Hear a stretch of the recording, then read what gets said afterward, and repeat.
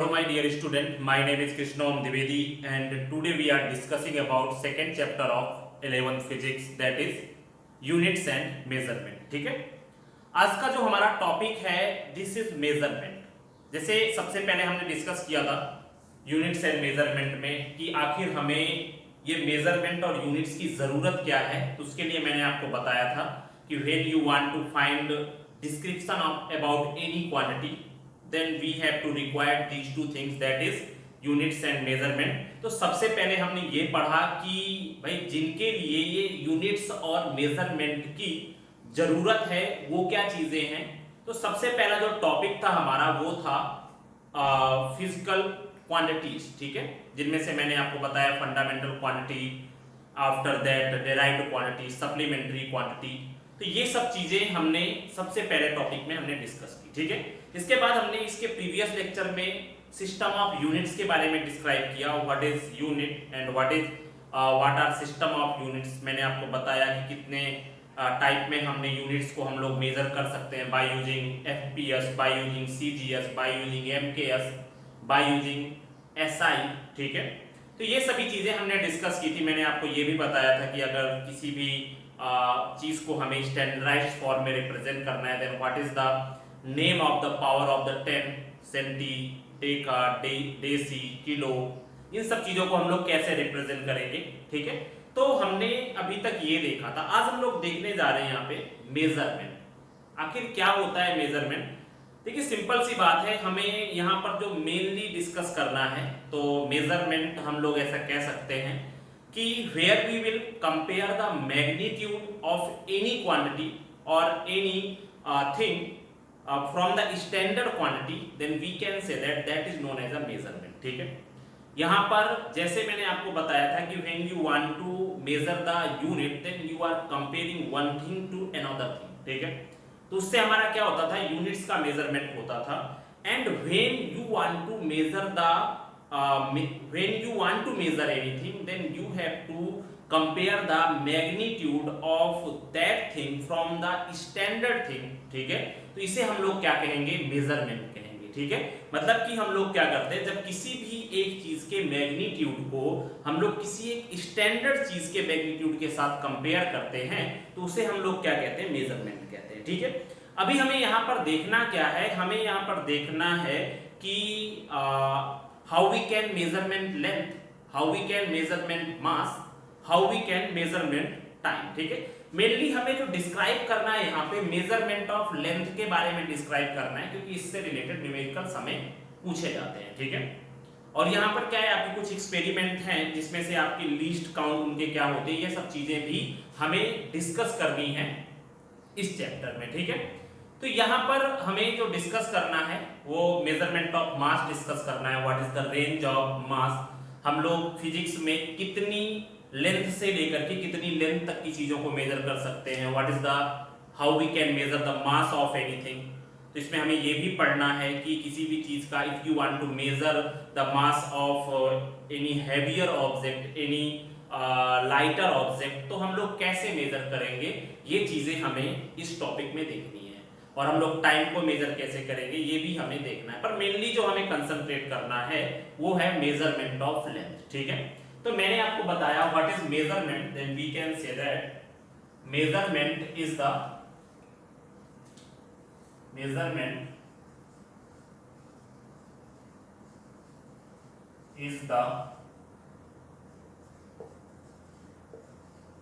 comparison of magnitude from magnitude of one quantity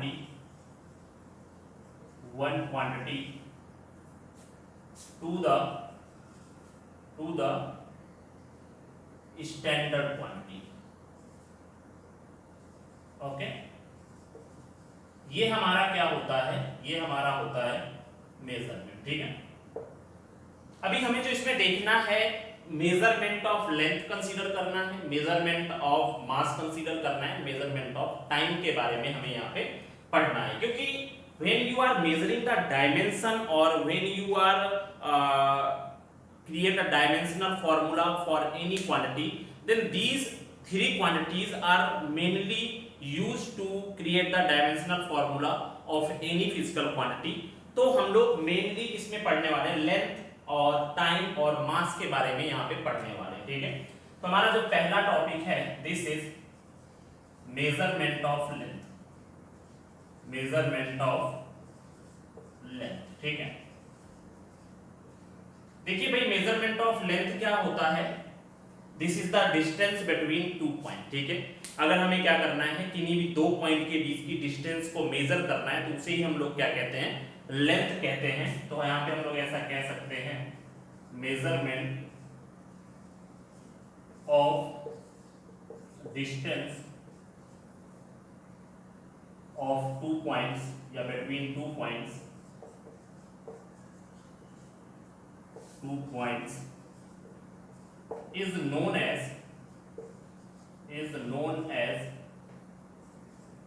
measurement of length,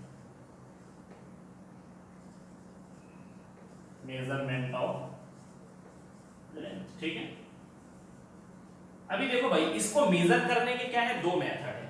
एक method है हमारा direct method,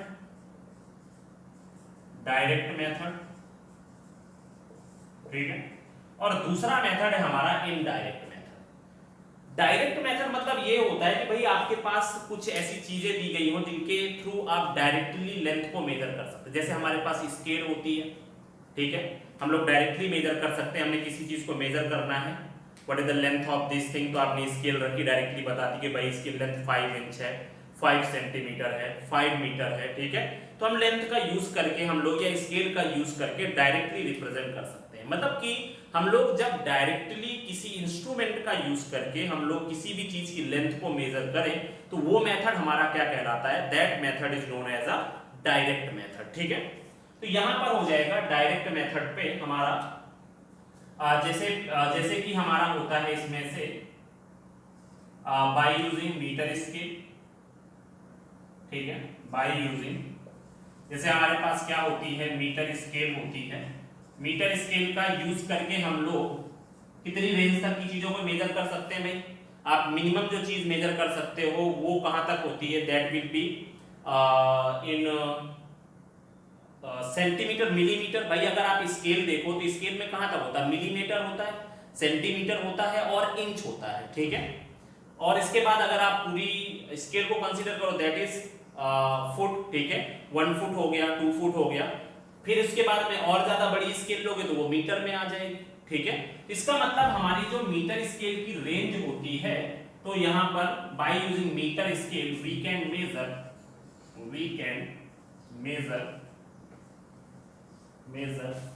10 to the power -3 metre to 10 to the power 2 metre तक की चीजों को हम लोग क्या कर सकते हैं, हम लोग मीटर स्केल का यूज करके 10 टू द पावर -3 मीटर से लेकर के 10 टू द पावर 2 मीटर तक की चीजों को मेजर कर सकते हैं। मतलब हम लोग नियर अबाउट मिलीमीटर से लेकर के 100 मीटर तक की चीजों को बाय यूजिंग मीटर स्केल हम लोग मेजर कर सकते हैं, ठीक है।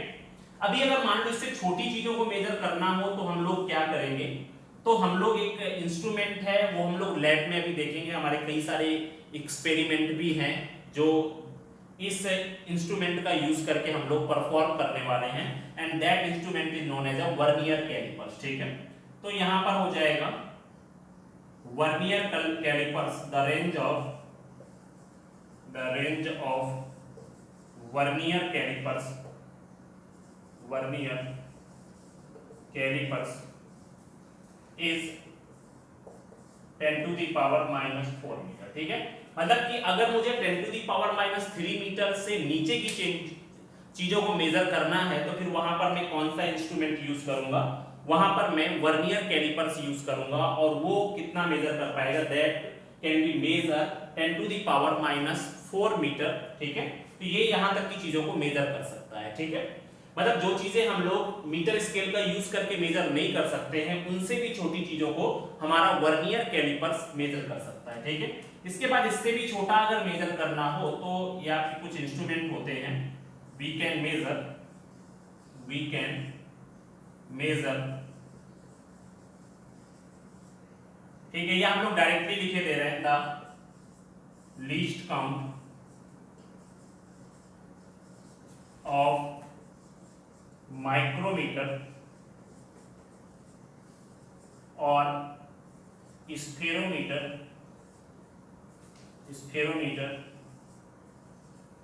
Is 10 to the power -5 metre. ठीक है, मतलब अगर आपको यहाँ पर 10 टू दी पावर -4 मीटर से भी छोटी चीजों को मेजर करना है तो आप लोग यहाँ पर माइक्रोमीटर या स्फेरोमीटर का यूज कर सकते हो। ठीक है, तो ये हमारे पास क्या हो गई डायरेक्ट मेथड का, मतलब कि डायरेक्ट मेथड के थ्रू आप लोग कितनी रेंज तक की चीजों को मेजर कर सकते हो। ठीक है, तो उसमें से हमने यहाँ पर देखा that is metre scale can measure 10 to the power -3 metre to 10 to the power 2 metre. ठीक है, अगर उससे छोटी चीजों को मेजर करना है then we can use vernier callipers and after that if we want to measure the और मतलब इससे छोटी चीजों को मेजर करना है तो हम लोग यहाँ पर क्या यूज कर सकते हैं, माइक्रोमीटर और स्फेरोमीटर को हम लोग यूज कर सकते हैं। ये जो है ना दोनों के हम लोग वर्नियर कैलिपर्स भी लैब में देखने वाले हैं। ठीक है, माइक्रोमीटर स्क्रू गेज इसको बोलते हैं, that is known as a micrometer screw gauge. ठीक है, ये हमारा होता है, ये जो वर्नियर कैलिपर से छोटी चीजों को भी मेजर कर सकता है उसे हम लोग क्या बोलते हैं, माइक्रोमीटर या स्फेरोमीटर बोलते हैं। ठीक है, क्योंकि यहाँ पे माइक्रोमीटर स्क्रू गेज एक दूसरी डिवाइस होती है और हमारी जो स्फेरोमीटर होती है वो हमारी एक दूसरी डिवाइस होती है, पर दोनों ही डिवाइस का जो लीस्ट काउंट होता है 10 टू दी पावर -5 मीटर होता है।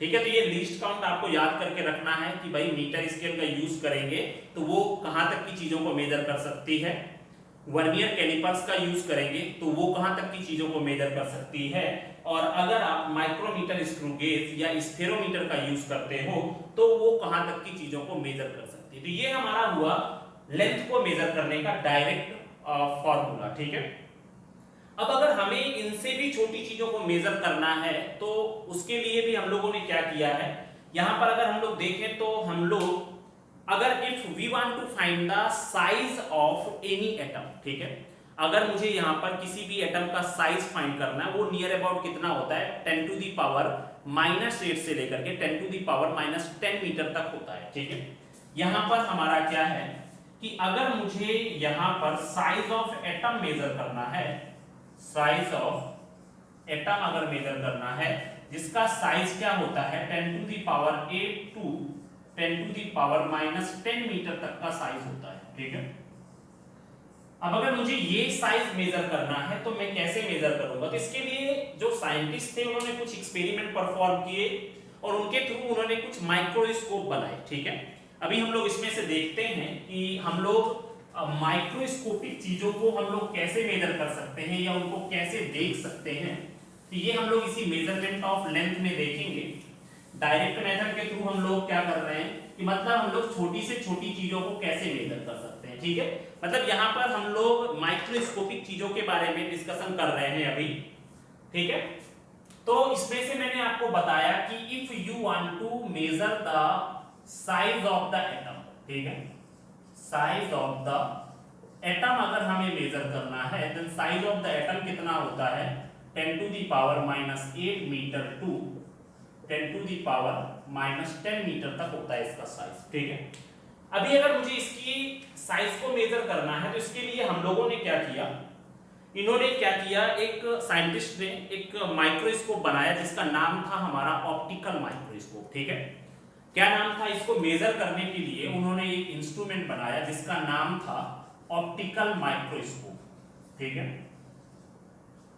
तो ये ऑप्टिकल जो माइक्रोस्कोप था ये किसका यूज करता था अपने मेजरमेंट को परफॉर्म करने के लिए, resolution of visual light use करता था। ठीक है, यहां पर ये जो यूज करता था वो क्या करता था मेजरमेंट के लिए विजुअल लाइट का यूज करता था। ठीक है, और उसकी जो रेंज होती थी विजुअल लाइट की that was near about 4000 angstrom to कितनी होती थी 7000 एंगस्ट्रॉम होती थी। ठीक है, यहाँ पर वो कौन सी लाइट यूज करता था, विजुअल लाइट यूज करता था जिसकी रेंज कितनी होती थी 4000 एंगस्ट्रॉम टू 7000 एंगस्ट्रॉम होती थी। ठीक है, अब अगर मैं इसको कन्वर्ट करूं तो मैं यहां पर देखूंगा 4000 angstrom means 4000 into 10 to the power minus 10 to कितना है 7000 into 10 to the power minus 10 metre, ठीक है। मतलब मैंने एंगस्ट्रॉम को किस में चेंज कर लिया, मीटर में चेंज कर लिया, ठीक है। अभी अगर हम लोग यहां पर देखें तो ये कितना हो जाएगा, then we can write here that is equal to 4 into 10 to the power minus 7 metre to 7 into 10 to the power minus 7 metre. इसका मतलब मैं ऐसा कह सकता हूं कि जो हमारा ऑप्टिकल माइक्रोस्कोप है वो उसकी रेंज ही उतनी नहीं पहुंच रही जिससे कि वो मेजर कर सके, क्योंकि इसकी रेंज सिर्फ 10 to the power minus 7 metre तक ही पहुंच पा रही है। इसका मतलब हम लोग ऑप्टिकल माइक्रोस्कोप का यूज करके हम लोग साइज ऑफ द एटम को मेजर नहीं कर सकते हैं, ठीक है। तो इसके बाद फिर से साइंटिस्ट लोगों ने क्या किया, एक दूसरा माइक्रोस्कोप बनाया और उसका नाम क्या दिया उन्होंने, that is known as a electron microscope, ठीक है। दूसरा हमारा जो माइक्रोस्कोप था वो कौन सा था, इलेक्ट्रॉन माइक्रोस्कोप था। और जो इलेक्ट्रॉन माइक्रोस्कोप जो यूज करता था वो resolution of electron beam use करता था, ठीक है।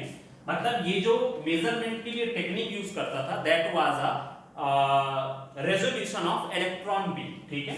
तो यहां पर हमने देखा this is resolution of electron beam, ठीक है।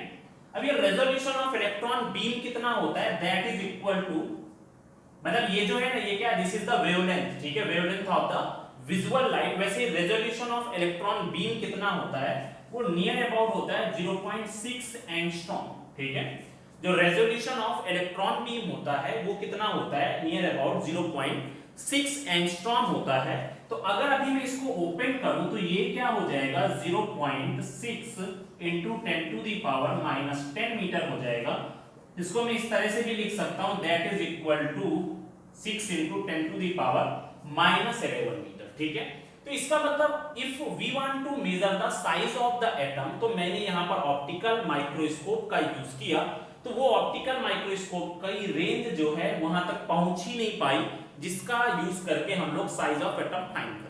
तो फिर साइंटिस्ट लोगों ने क्या किया कि इन्होंने दूसरा माइक्रोस्कोप बनाया, that is known as a electron microscope. और इसमें किसी भी चीज के साइज को मेजर करने के लिए उन्होंने किसका यूज किया, रेजोल्यूशन ऑफ इलेक्ट्रॉन बीम का यूज किया, ठीक है। जैसे बहुत सारी चीजों को के लिए किसका यूज किया जाता है, इलेक्ट्रॉन बीम का यूज किया जाता है। ये मतलब किसी भी चीजों के अंदर की स्ट्रक्चर के बारे में हमें नॉलेज फाइंड करना हो तो हम लोग किसका यूज करते हैं, इलेक्ट्रॉन बीम का यूज करते हैं, ठीक है। अभी आपने देखा होगा ये सब चीजें जो है ना, अभी वेव्स आ गई, ठीक है, जैसे कि आपकी एक्सरेज हो गई, if you want to find the structure of, अभी आपकी ईसीजी मशीन, ये सब मशीनें आ गई। तो पहले हम लोग क्या करते थे, हम लोग इलेक्ट्रॉन के रेजोल्यूशन का या बीम का यूज करते थे। किसी भी न्यूक्लियस के स्ट्रक्चर के बारे में हमें स्टडी करना है, किसी भी छोटे एटम की स्टडी साइज के बारे में स्टडी करना है, तो हम लोग किसका यूज करते थे, इलेक्ट्रॉन बीम का यूज करते थे। तो उन्होंने देखा कि रेजोल्यूशन ऑफ इलेक्ट्रॉन बीम जो है वो कितनी है, 0.6 एंगस्ट्रॉम है। तो उन्होंने इसको मीटर में कन्वर्ट करके देखा, that we can say that electron microscope can measure the size of the atom. इसी तरह से उन्होंने एक टनलिंग माइक्रोस्कोप बनाया, ये भी क्या कर सकता था, आपका बहुत ही छोटी छोटी चीजों को मेजर कर सकता था। तो ये हमारे हुए डायरेक्ट मेथड किसी भी चीज को मेजर करने के लिए। अगर मुझे अपने नॉर्मली किसी चीज को मेजर करना है, हम लोग मीटर स्केल का यूज कर सकते हैं। उससे भी छोटी चीज को मेजर करना है तो हम लोग वर्नियर कैलिपर्स का यूज कर सकते हैं। उससे भी छोटी चीज को मेजर करना है तो हम लोग माइक्रोमीटर स्क्रू गेज का यूज कर सकते हैं या स्फेरोमीटर का यूज कर सकते हैं। अब अगर हमें उससे भी छोटी चीज को मेजर करना है तो हम लोग ऑप्टिकल माइक्रोस्कोप का यूज कर सकते हैं। अभी उससे भी छोटी चीज को अगर मेजर करना है तो हम लोग इलेक्ट्रॉन माइक्रोस्कोप का यूज कर सकते हैं। अभी तो हमारे टनलिंग माइक्रोस्कोप हैं, ठीक है। तो हम लोग बहुत छोटी छोटी चीजों को इनके थ्रू मेजर कर सकते हैं, ठीक है। तो ये हमारा हुआ डायरेक्ट मेथड, ठीक है, किसी भी छोटी से छोटी चीज को कैसे हम लोग मेजर कर सकते हैं, ठीक है। अभी हमारा है टॉपिक इनडायरेक्ट मेथड, ठीक है। देखिए इनडायरेक्ट मेथड क्या होता है कि हम लोग वहां पर किसी मतलब ये नॉर्मली मेजरिंग इंस्ट्रूमेंट का यूज नहीं करेंगे।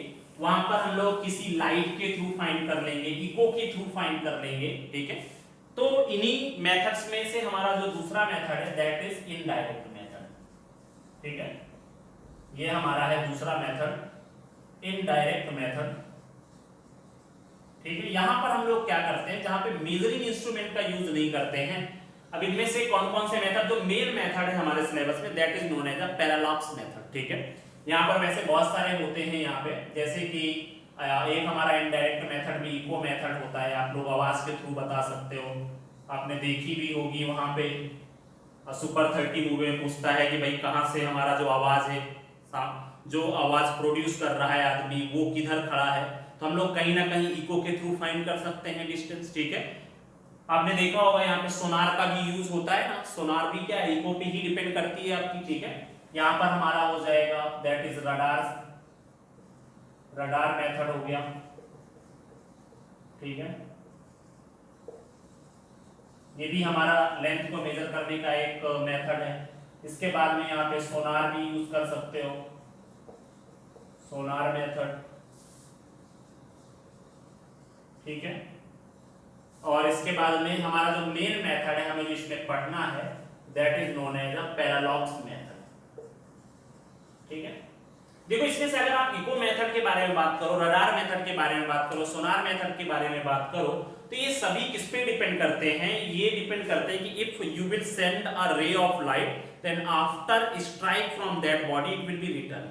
इसका मतलब ये क्या करती है, it will be work as a echo. इसमें होता क्या, लाइट जाएगी, उससे टकराएगी, टकराने के बाद ये फिर से वापस आएगी। तो इन सभी मेथड में आप डायरेक्टली कौन सा फॉर्मूला यूज कर सकते हो, velocity is equal to distance upon में टाइम, ठीक है भाई, क्योंकि आपका जाने की डिस्टेंस, वापस लौट के आने की डिस्टेंस, तो इसके थ्रू आप लोग फाइंड कर सकते हो this is the velocity of light that is represented by S C, sorry, ठीक है। और उसको पता है आपको that is always fix.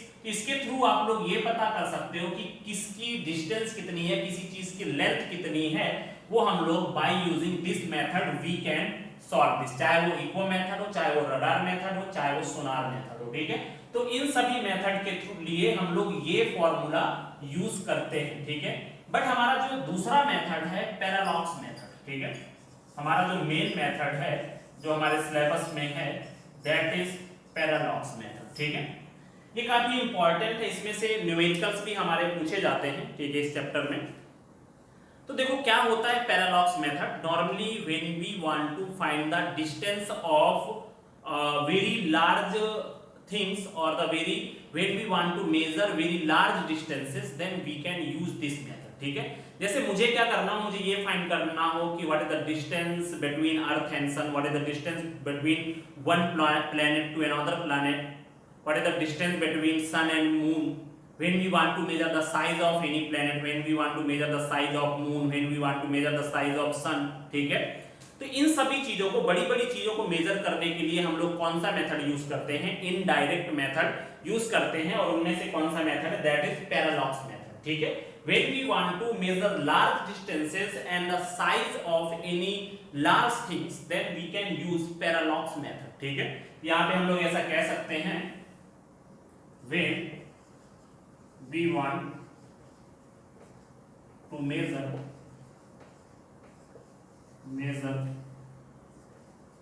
large distance and size of huge things then we can use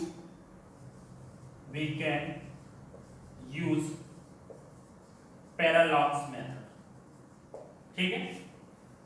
तो यहां पर होता क्या है, ये आपका पैरालॉक्स मेथड जो है हमारा, जब हमें कोई भी बड़ी चीजों के बारे में स्टडी करनी हो तो वहां पर हम लोग क्या यूज करते हैं, पैरालॉक्स मेथड यूज करते हैं, ठीक है। चलिए भी देखते हैं इसको कैसे यूज करना है, वो हम लोग यहां पर फाइंड करते हैं, ठीक है। चलिए देखते हैं इसमें से पैरालॉक्स मेथड हम लोग कैसे यूज करेंगे, ये हमें यहां पे देखना है। तो देखिए यहां पे पैरालॉक्स मेथड पे जैसे मुझे ये पता करना हो कि what is the distance between two planet, ठीक है, तो हम लोग कैसे कर सकते हैं इसको, मैं ऐसे कह दूं इसमें से कि भाई यहाँ पे दिस इज अर्थ, ठीक है। अभी मुझे यहाँ पे पता करना है what is the distance between earth and moon, ठीक है, ये हमारी क्या होगी, दिस इज अर्थ, ओके।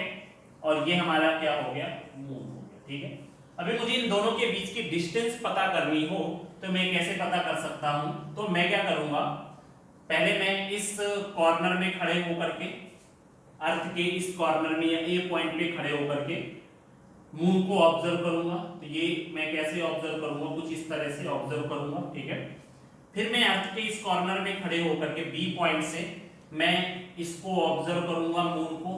तो यहां पर क्या करेगा, ये एंगल बनाएगा।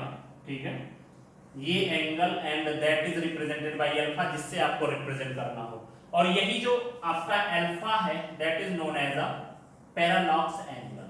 ठीक है, ये हमारा क्या कहलाता है, this angle is known as a parallax angle. ठीक है, तो यहां पर हो गया हमारा अल्फा पैरालॉक्स एंगल। अभी हमें क्या करना है, इसको हम लोग मान लेते हैं दिस इज रेडियस या डिस्टेंस। ठीक है, इसको मैं कैपिटल डी से रिप्रेजेंट कर देता हूं। ठीक है, अभी हम लोग इनको जो है ना ऐसा कंसीडर कर लेते हैं कि ये जो है ना ये पोर्शन कितना है, this is equal to B. ठीक है, तो ये हमारी क्या है, अर्थ है। अभी मुझे क्या करना है, यहां पर हम लोग डायरेक्टली क्या करेंगे, वही प्लेन एंगल का formula theta is equal to arc upon में रेडियस, हम लोग ऐसा कंसीडर कर लेंगे ये जो आर्क है this distance is near about equal to this A B. ठीक है, तो यहां पर हम लोग ऐसा मान लेते हैं, लेट द आर्क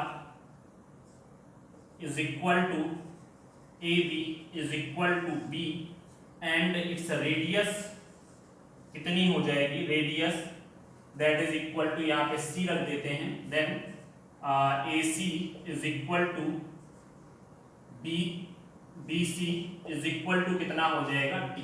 ठीक है, एंड एंगल पैरालॉक्स एंगल कितना है, दैट इज अल्फा। ठीक है, तो अभी हम लोग डायरेक्टली वही फॉर्मूला यूज कर सकते हैं। कौन सा फॉर्मूला यहाँ पे, then that is theta is equal to parallax angle is equal to angle alpha is equal to कितना हो जाएगा, arc upon radius, arc is A B. ठीक है, और अपॉन में कितना हो जाएगा, radius is equal to B C. ठीक है, तो यहां पर हमारा अल्फा इज इक्वल टू कितना हो जाएगा, बी अपॉन में डी। ठीक है, तो हमें क्या करना है ना, यहाँ पर ये जो पोर्शन होगा, अगर हम लोग देखें ना तो ये पूरा का पूरा सर्कुलर पाथ बनाएगा।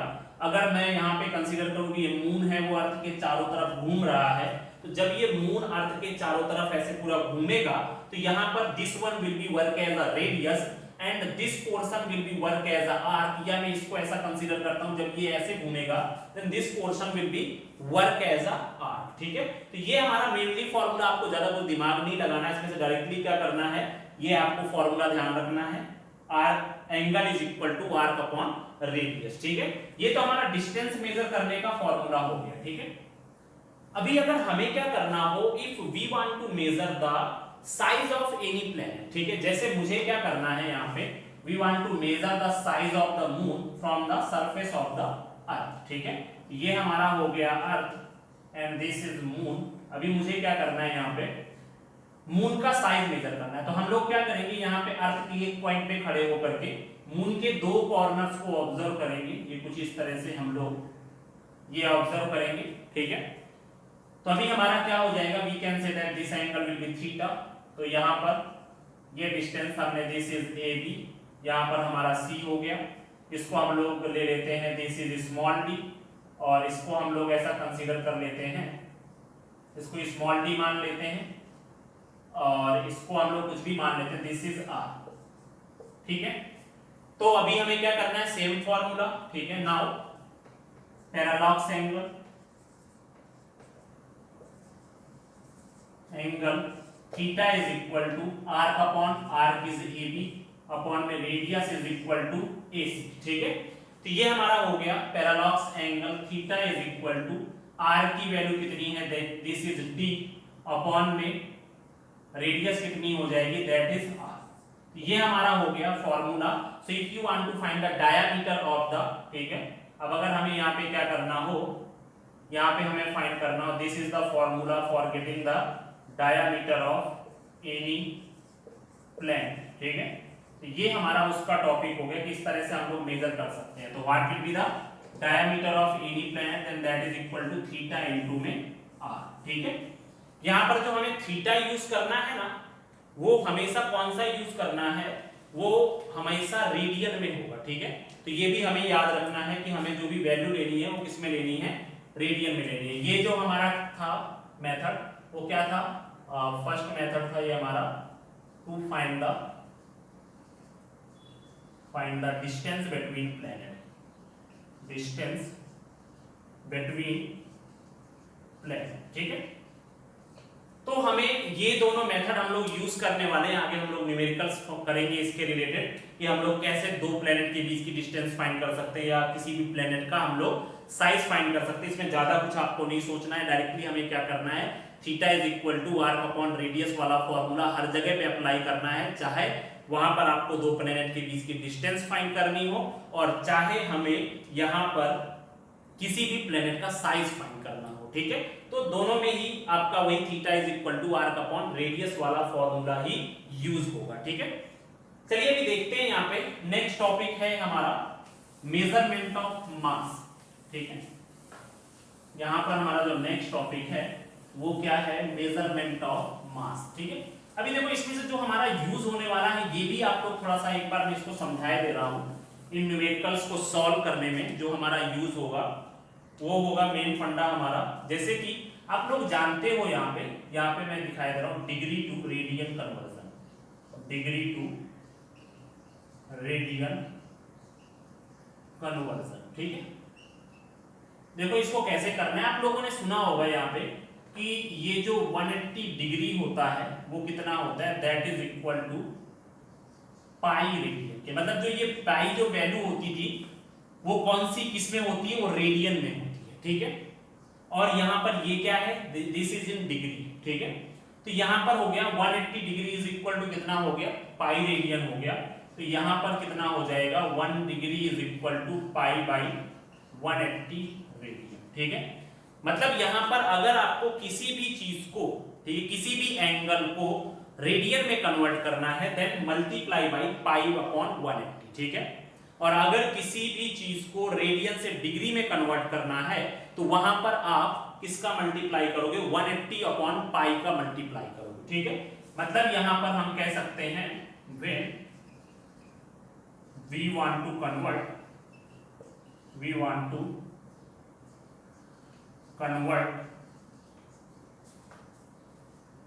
Degree into radian then multiply by pi upon 180, ठीक है। अब इसके बाद में when we want to convert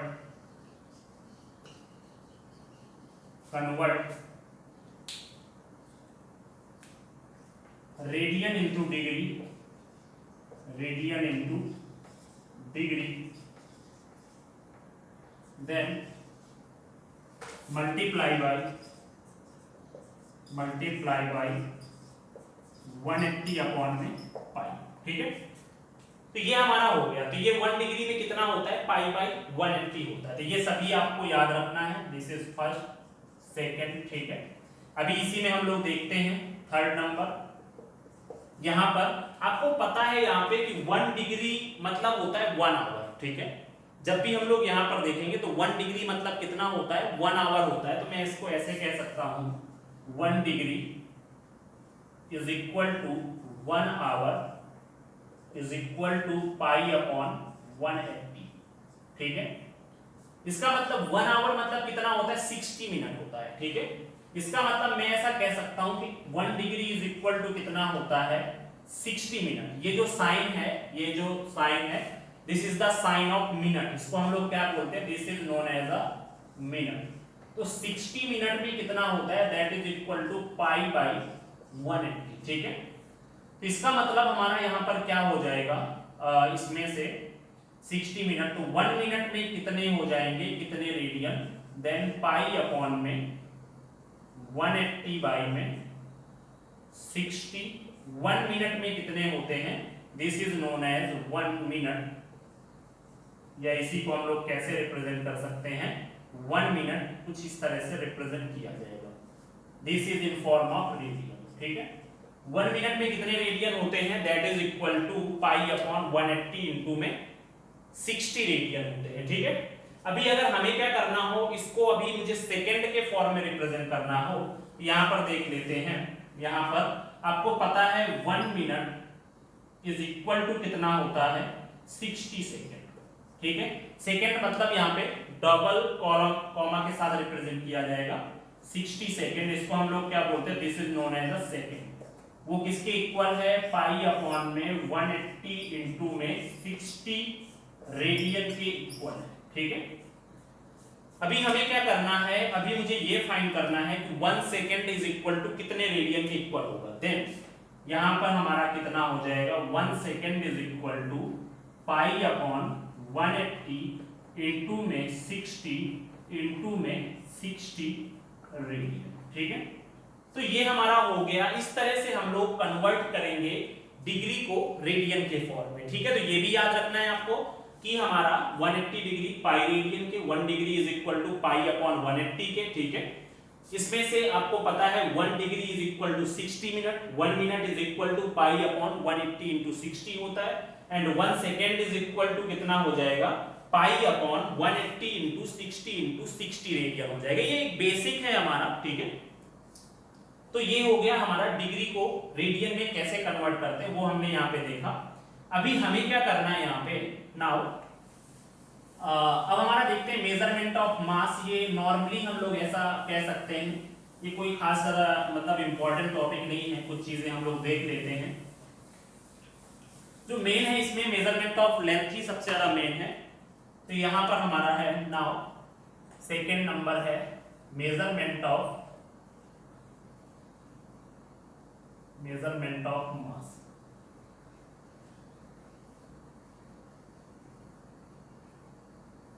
क्या होता है यहाँ पे, हम लोग ऐसा कह सकते हैं, एक मास क्या है, simply we can say that कि किसी भी चीज की कितनी क्वांटिटी किसी बॉडी के अंदर प्रेजेंट है, वो जो बताता है उसे हम लोग क्या कहते हैं, मास कहते हैं, ठीक है।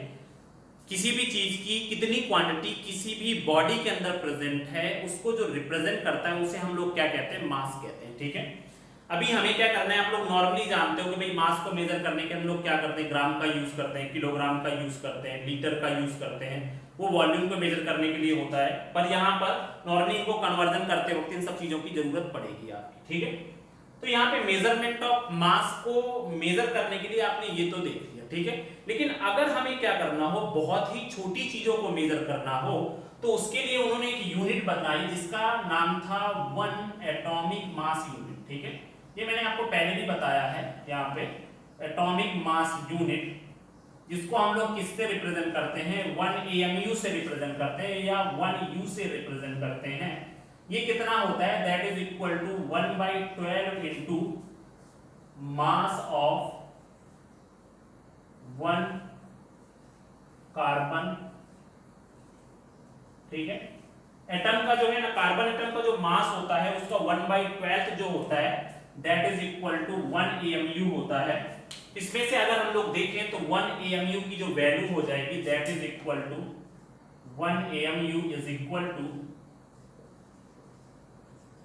कितना हो जाएगा, 1.66 इंटू में 10 टू दी पावर माइनस में 27 किलोग्राम, ठीक है। इस तरह से हम लोग क्या कर सकते हैं, बहुत ही छोटी छोटी चीजों को भी हम लोग इसके थ्रू मेजर कर सकते हैं, ठीक है। और इसमें से हमारा जो है किसी भी चीज की क्वांटिटी को मेजर करने के लिए हम लोग किसका यूज करते हैं, मास का यूज करते हैं। और हमारा भी थर्ड है हमारा यहाँ पे measurement of time, measurement of time, ठीक है। देखिए जब मेजरमेंट ऑफ टाइम होता है, अगर आप ये घड़ी देखो तो घड़ी क्या होता है, हम लोग ऐसा कह सकते हैं कि this is the vibration of any atom, ठीक है। यहाँ पर जो मेजरमेंट ऑफ टाइम हम लोग करते हैं वो क्या होता है, यहाँ पे this is the measurement of vibration of any caesium atom, ठीक है। तो उसी को हम लोग जो मेजर करते हैं उसे हम लोग क्या कहते हैं, मेजरमेंट ऑफ टाइम कहते हैं, ठीक है। और टाइम का जो मेजरमेंट होता है, बहुत ही स्मॉल टाइम को मेजरमेंट करने के लिए हम लोग क्या यूज करते हैं, we are using atomic clock where we are measuring the vibration of atoms. ठीक है, तो यहां पर हम लोग ऐसा कह सकते हैं, when for the measurement of time,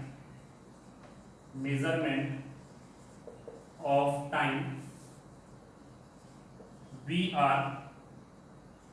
are using atomic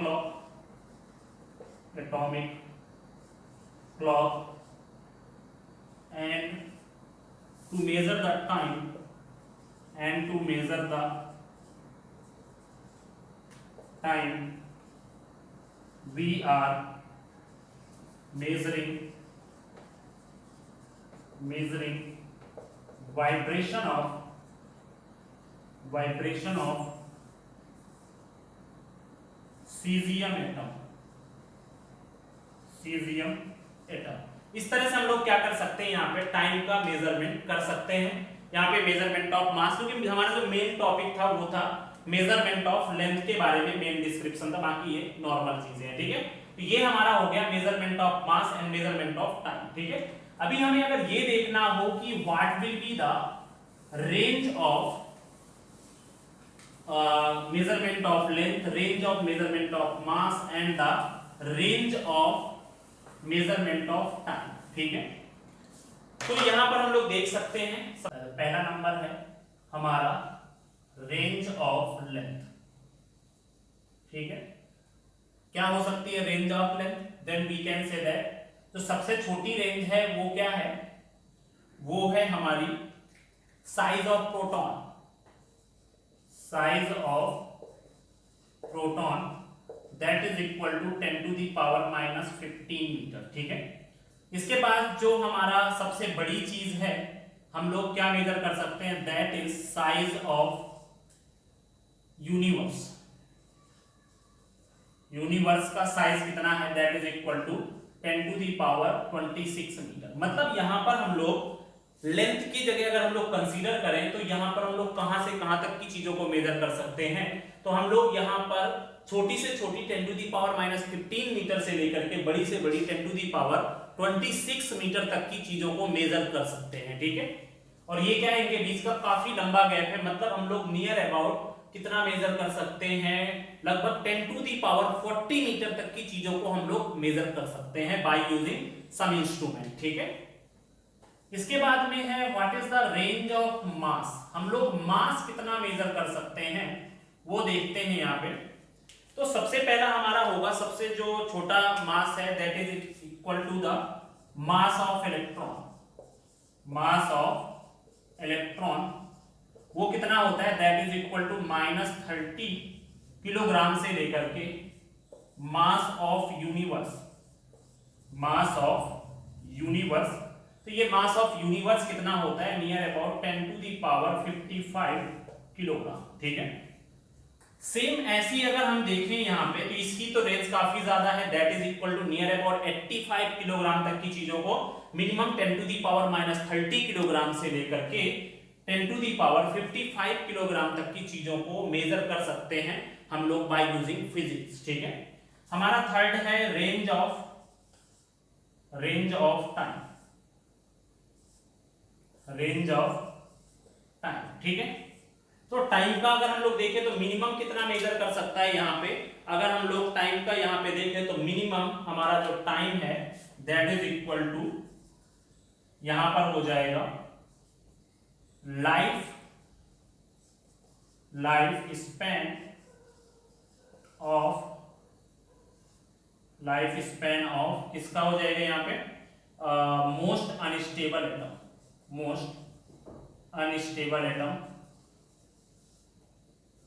atom कितनी लाइफ होती है इसकी, नियर अबाउट होती है 10 टू दी पावर -24 सेकेंड। ठीक है, और इसकी जो मैक्सिमम जो हम लोग टाइम मेजर कर सकते हैं that is the age of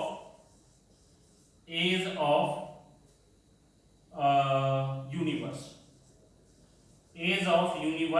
that is equal to near about 10 to the power में 17 सेकेंड। ठीक है, तो ये हमारा हो जाएगा रेंज ऑफ टाइम। ठीक है, हम लोग लेंथ कितना मेजर कर सकते हैं 10 टू दी पावर -15 मीटर से 10 टू दी पावर 26 मीटर तक। मास कितना मेजर कर सकते हैं 10 to the power -30 meter kilogram से लेकर के 10 टू दी पावर 55 किलोग्राम तक।